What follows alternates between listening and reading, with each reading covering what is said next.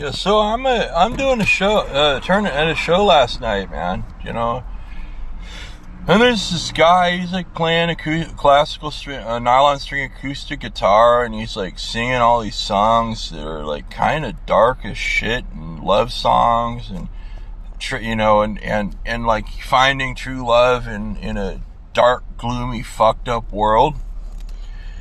And then he goes, "Yeah, I want to do a Muppet song." So he does Kermit.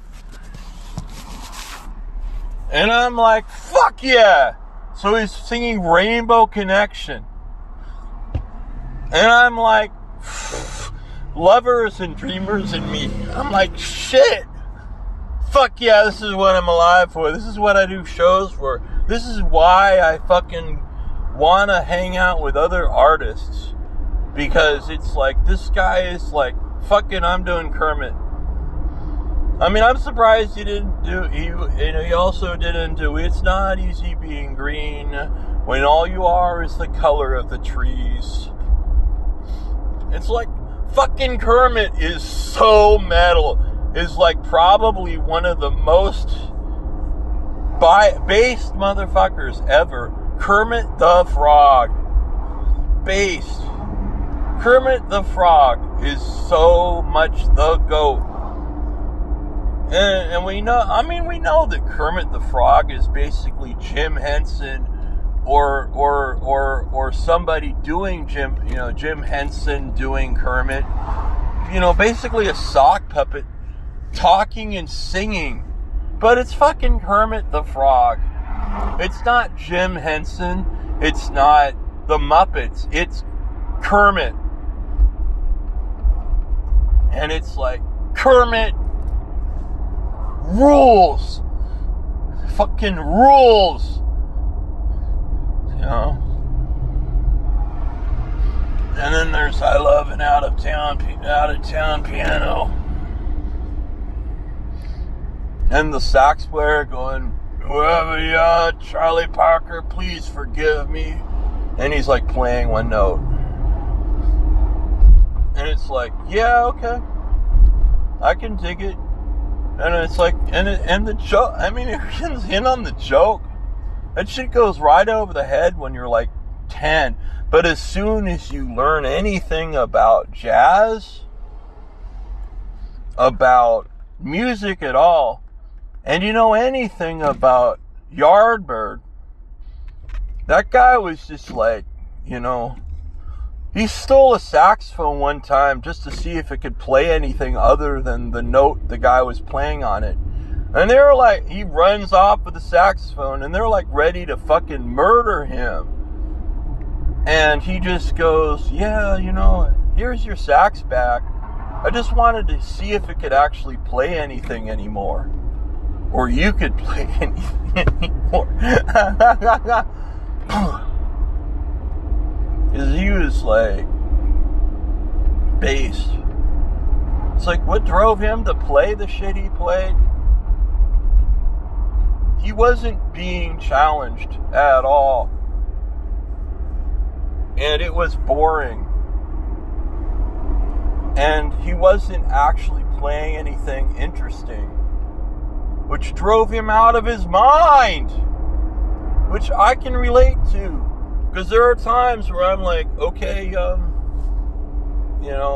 if I have to play Louie Louie one more goddamn time, please shoot me. I'd rather die than hear this shit again. And it's a kind of extreme, but it's like, it's like a good riff, and it's a good chord progression. But it's neither played as really an exciting riff or a good chord progression. And, Charlie Parker could turn that, be like, yeah, man, I think I'll play that as seventh chords. And I think I'm going to play B flat 7 instead of D or something, right? Or play like B flat 7 instead of E7. or you know, or kind of go, or do some Django shit of going, you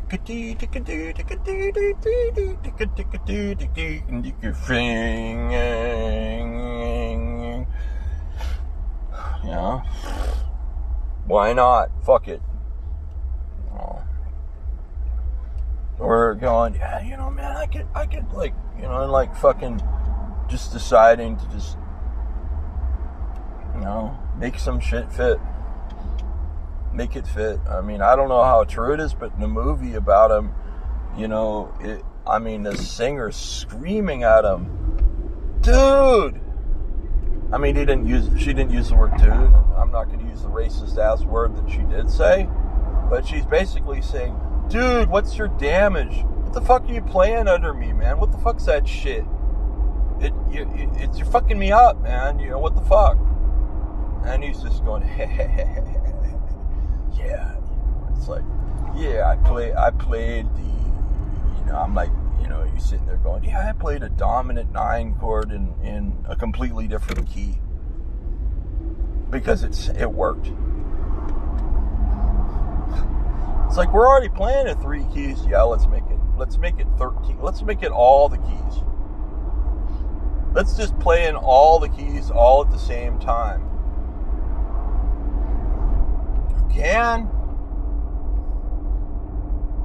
You can completely ignore all that shit. Cycle of fifths. Fuck that shit. Cycle of fourths. Fuck no.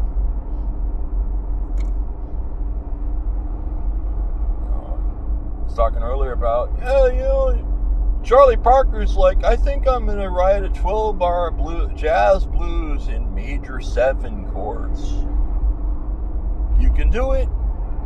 There's no rule that says you can't. None. 99% of them are dominant chords.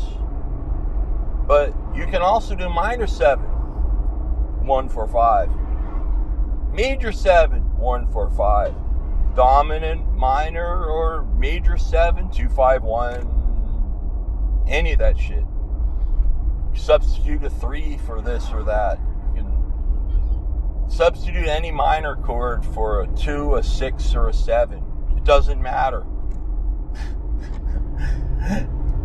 It really doesn't. It's just like, well, I'm going to make this work. And more often than not, it's like you're just playing and it just sort of happens. And wait, this is going to work. I'm going to make it work. So, yeah, so you got... And it's like, and stuff sounds cool that doesn't make any sense. I write stuff all the time that I can't even figure out what key I'm playing in. And then I just decide I don't really care anyway. What key is it? I don't know, it's these chords. Why these chords? Well, they sound kind of nice. What key are you playing in? I don't have any idea, but they sound nice. They sound pretty. There are notes within the chord that go with notes to the next chord over that just sound groovy. You know, well, I guess technically it could be called upper or lower neighbor tones or upper or lower passing tones or any of that other bullshit, but it just really is a matter of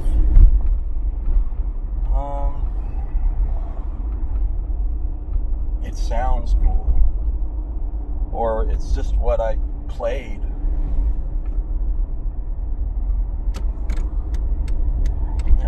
It's like, yeah, I've deliberately done things where the chords are,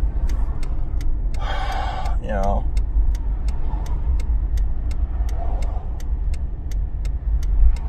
it's like maybe, you know, I'll like borrow from different keys next to each other and do some kind of passing chord that's kind of like a Beatles use of chordage, or